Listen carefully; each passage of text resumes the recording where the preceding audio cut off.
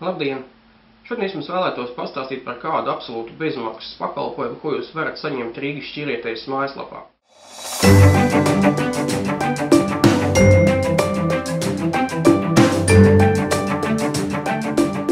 Rūpējoties par saviem klientiem, mēs esam izveidojuši sadaļu atbalsts, kurā jūs atradīsiet sadaļu izveidot dokumentu.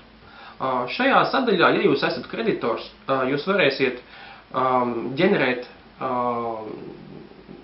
dokumentus, kuri jums ir nepieciešami attiecībās ar debitoru, sākot no viegliem atgādinājumiem, beidzot ar prasības pieteikumu tiesai.